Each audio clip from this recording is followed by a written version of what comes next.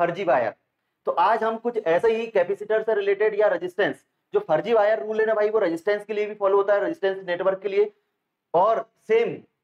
Circuit के लिए follow होता है कैपेसिटर वाले क्वेश्चंस के लिए। आज हम उसी का एक और टाइप देखते हैं जिसमें व्हीट स्टोन ब्रिज वाला कॉन्सेप्ट लगते हैं। जैसे आपको एक सर्किट दिख रहा है, इसमें in the following circuit the resultant capacitance between A and B. एक हमको ये डायग्राम दे देगा और इसका रिजल्टेंट कैपेसिटेंस पूछेगा, किससे, ए और बी के बिटवीन पूछ रहा है अपने को। तो जब भी इस टाइप के क्वेश्चंस आएंगे तो अपने को क्या करना है भाई,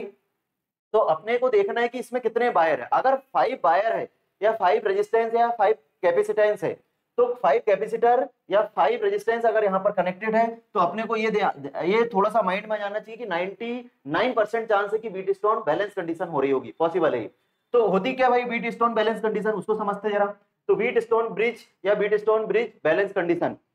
तो जो 12th क्लास में है हमारे सिलेबस में, तो उसका ऐसा नहीं कि व्हीट स्टोन ब्रिज का फुल फॉर्म हिंदी में गेहूं पत्थर सेतु हो गया, नहीं भाई, ये ऐसा कुछ नहीं है। ये एक्चुअल में व्हीट स्टोन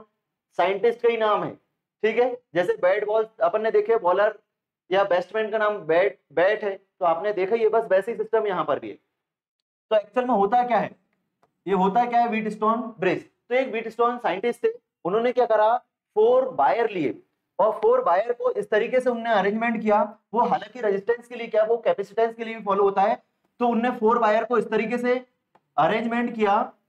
कि अगर उनका रेशियो, उनका जो 4 वायर है उसमें 2 वायर का अगर रेशियो सेम आ जाए,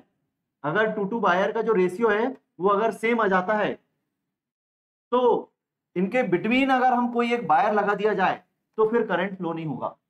मान लीजिए ये टर्मिनल ए और ये टर्मिनल क्या है, बी। यहां से हमारा क्या हो रहा है, करंट फ्लो हो रहा है आई, करंट फ्लो हो रहा है आई। तो यहां पर मान लो कोई कैपेसिटर है 4 माइक्रोफैरेड का, यहां पर है ये 16 माइक्रोफैरेड का, और यहां पर 2 है, और यहां पर मान लो कितना है 8। तो इस तरीके से ये 4 वायर को हमने अरेंजमेंट किया है। अगर इसका और इसका रेशियो और इसका और इसका रेशियो सेम आ जाए, मतलब 4/16 ये दोनों का रेशियो, और 2/8, तो 4/16, 4 4 जा 16, मतलब 1/4, 2 4 जा 8। ये अगर इन दोनों का रेशियो और इन दोनों का रेशियो सेम आ जाता है तो इसको व्हीट स्टोन ब्रिज की बैलेंस कंडीशन बोला जाता है। इसका मतलब अगर ये रेशियो और ये रेशियो सेम हो जाते हैं तो अब यहां पर साहब अगर एक और कैपेसिटर आप लगा भी देते हैं बीच में, और वो किसी भी माइक्रोफैरेड का कैपेसिटर है, तो वो हमारे नेटवर्क में शामिल नहीं होगा, क्योंकि इसमें से चार्ज फ्लो नहीं होगा या करंट फ्लो नहीं होगा। चार्ज या करंट फ्लो नहीं होगा, चार्ज या करंट फ्लो नहीं होगा इस वाले में से। तो इसी को हम बोलते हैं व्हीट स्टोन बैलेंस कंडीशन। या फिर मैं आपको रेजिस्टेंस वाले कॉन्सेप्ट से भी समझ सकता हूं। तो रेजिस्टेंस वाले कॉन्सेप्ट में wheat stone bridge balance condition क्या होती है भाई, तो व्हीट स्टोन जो साइंटिस्ट थे उन्होंने क्या करा, 4 वायर लिया जिनके डिफरेंट डिफरेंट रेजिस्टेंस थे, बट एक चीज इसमें ये कॉमन थी कि ये 4 वायर, जैसे मान लो ये पी वायर है, क्यू वायर, और ये आर वायर है, और ये एस। इस वायर का डिस्टेंस पी, इस वायर का डिस्टेंस क्यू, इस वायर का आर और इस वायर का एस, और यहाँ पर ये टर्मिनल है ए और बी, और यहाँ पर करंट कुछ इस तरीके से फ्लो हो रहा है। तो हम उसने ये ऑब्जर्व करा कि अगर P/Q और R/S, P/Q equal to R/S होगा, तो इन दोनों, ये जो कोई पॉइंट ले लो C और ये पॉइंट ले लेते हैं हम D, ये C और D के बिटवीन अगर कोई भी आप यहाँ पर रेजिस्टेंस लगा देते हैं तो वो रेजिस्टेंस में आपका करंट फ्लो नहीं होगा। मान लो कोई एंड रेजिस्टेंस आपने लगा दिए तो इसमें करंट फ्लो नहीं होगा, क्यों, तो उसके पीछे रीजन है P/Q इक्वल टू R/S है। तो ये C पॉइंट और D पॉइंट पर क्या हो जाता है, पोटेंशियल सेम हो जाता है, और पोटेंशियल सेम होता है तो करंट फ्लो ही नहीं होता है। करंट किधर फ्लो होता है बच्चों, तो higher voltage to lower voltage. तो इसका मतलब यहाँ पर क्या है, करंट फ्लो ही नहीं होगा। करंट फ्लो नहीं होगा तो इसको हम क्या कर देंगे, गायब कर देंगे, और सिंपल ये दोनों सीरीज में हो जाएंगे, ये वाला भी क्या हो जाएगा हमारा सीरीज में, और इसको सॉल्व कर लेंगे। तो देखते हैं हम फर्स्ट क्वेश्चन जो हमारा था कि इस तरीके से दिया है इसमें, in the following circuit the resultant capacitance between A and B. A और बी के बीच में हम रिजल्टेंट कैपेसिटेंस की बात कर रहे हैं। तो हमने देखा यहाँ पर 5 वायर है, कितने हैं, 5 वायर है, 5 कैपेसिटर है। एक कैपेसिटर ये है, एक कैपेसिटर ये, 1 2 3 4 5। तो आप ये देखिए कि ये तो बीच वाला दिख रहा है, मतलब इस वाले और ये वाला कैपेसिटर और इस वाला कैपेसिटर का जो रेशियो है C/C इज इक्वल टू ये वाला कैपेसिटर और ये वाला कैपेसिटर का जो रेशियो है C/C, ये दोनों का रेशियो क्या आ रहा है, सेम आ रहा है। इसका मतलब भाई जब ये रेशियो सेम आ रहा है मतलब ये बीट स्टोन ब्रिज की बैलेंस कंडीशन हो जाएगी, और बैलेंस कंडीशन हो जाएगी मतलब ये नेक्स्ट वाले उसमें ये वाला हम इसमें से करंट फ्लो नहीं होगा, इसका मतलब ये क्या हो जाएगा गायब, इसको गायब कर दीजिए आप, और ये गायब हो गया तो इसका मतलब ये समझ में आया कि अब कुछ नहीं बचा, ये दोनों आपको क्या हो गया सीरीज में दिख रहा है, ये दोनों भी सीरीज में दिख रहा है। तो नेक्स्ट हमारा डायग्राम बन जाएगा, नेक्स्ट डायग्राम कुछ इस तरीके से हो जाएगा कि ये कैपेसिटर हो गया और एक हमारा ये कैपेसिटर, तो ये दोनों सीरीज में हो गए, नीचे वाला भी क्या हो गया आपस में सीरीज में हो गए, और ये हमारा फिर फाइनली क्या हो जाएगा यहाँ पर आंसर आ जाएगा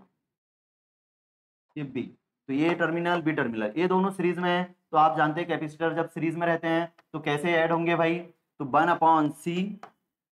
ऊपर वाले की बात करते हैं हम, तो अपर पोर्शन के लिए क्या हो जाएगा 1/C 1 मान लो इसको, तो ये दोनों ऐड हो जाएंगे सीरीज में, तो 1/C प्लस 1/C क्या जाएगा